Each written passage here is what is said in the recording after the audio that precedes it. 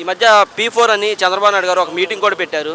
ఇప్పుడు అది బాగుంటుందంటారా?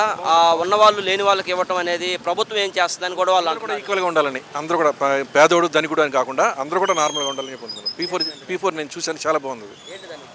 అదే అందరూ కూడా ఉన్నోడు బాగా డెవలప్ ఇవ్వడం, లేనోడు మరీ అట్టడికి వెళ్ళిపోతున్నారు. అది కాకుండా అందరూ కూడా నార్మల్గా ఉంటారు. ఈ లేనోళ్ళు కొద్దిగా అప్లిఫ్ట్ అవుతారు, ఈ ఉన్నోళ్ళు కూడా లేనోళ్ళకి సాయం చేస్తుంటే అందరూ కూడా ఈక్వల్గా అవుతారంట. అంటే అంత కరెక్ట్గా ఈక్వల్గా కాకపోవచ్చు, మెల్లిమెల్లిగా ఈక్వల్గా అవుతుంటారు. లేనోళ్ళు కూడా బాధపడరు, ఇంకా పర్లేదు మేము కడుపు నిండా తింటాం అనుకుంటారు. సార్ అంటే ఇప్పుడు ఉన్న అతను లేనోడికి ఇస్తారని చెప్తున్నారు. మరి ఆయన కింద బానిసత్వం చేయాలా లేకపోతే అది కూడా అంటున్నారు. బానిసత్వం అక్కర్లేదండి, ఎందుకంటే వాళ్ళకి తెలుస్తుంది. అది కూడా వాళ్ళు కూడా బాగా రియలైజ్ అవుతున్నారు. అరే మేము ఇంత సంపాదించిన పాపం లేనోళ్ళు, కూటికి లేనోళ్ళు ఎంత బాధపడుతున్నారు, వాళ్ళు కూడా రియలైజ్ అవుతున్నారు. వాళ్ళు కూడా హెల్ప్ చేస్తారని నా నమ్మకం. సార్ విద్యా వ్యవస్థ ఏ విధంగా ఉంది? గతంలో జగన్మోహన్ రెడ్డి గారు ఏమి మార్పులు తీసుకొచ్చారు, ఇప్పుడు ప్రస్తుతం ఏ విధంగా ఉంది? విద్యా వ్యవస్థ చాలా బాగుందండి, అందరూ కూడా చాలా బాగా చదువుతున్నారు. ఈవెన్ ఈ గవర్నమెంట్ స్కూల్లో కూడా బాగా ఎక్కువ మంది అటెండెన్స్ ఉంది, చాలా బాగా చదువుతున్నారు. ఇదైతే ఎడ్యుకేషన్ కూడా బాగుంది, అంత బాగుంది. సార్ మొన్న మనం చూసాం విద్యార్థులు రోడ్డు ఎక్కారు ఫీజు రీయింబర్స్మెంట్ అని, ఇప్పటివరకు వేయలేదని కూడా చెప్తున్నారు. మరి దాని మీద ప్రభుత్వం స్పందించాలి.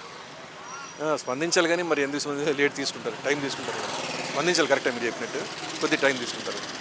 ఏదైనా టైం పడుతుంది, మనం గౌకున ఇమీడియట్గా మనం రియాక్షన్ ఉండదు. గవర్నమెంట్ స్కూల్లో ఇంగ్లీష్ మీడియం తీసేస్తారని చెప్తున్నారు. అసలు ఇంగ్లీష్ మీడియం ఉండాలంటారా, పిల్లలకు వద్దంటారా? English medium in addition to Telugu medium, English medium కూడా ఉండాలి. ఉండకపోతే మనకి చాలా కష్టం అయిపోతుంది. ఎందుకంటే వేరే స్టేట్కి వెళ్ళాలన్నా కానీ తెలుగు మీద వేరే స్టేట్కి వెళ్ళలేం కదా, మనం వేరే కంట్రీకి వెళ్ళాలి.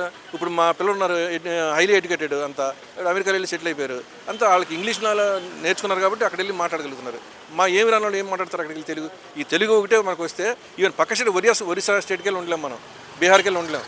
అది కనీసం మన నేషనల్ లాంగ్వేజ్ హిందీ అన్న ఉన్నా సరే మొత్తం అదే ఇంగ్లీష్ అనుకోండి, ఇంటర్నేషనల్ వెళ్ళిపోతాం. అందుకని ఇంగ్లీష్ కూడా ఉండాలి, Indian mother tongue. Pawan Kalyan గతంలో హిందువులు క్రిస్టియన్లు అన్నీ చెప్పారు, ఇప్పుడు సనాతన ధర్మాన్ని కొత్తగా చెప్పారు.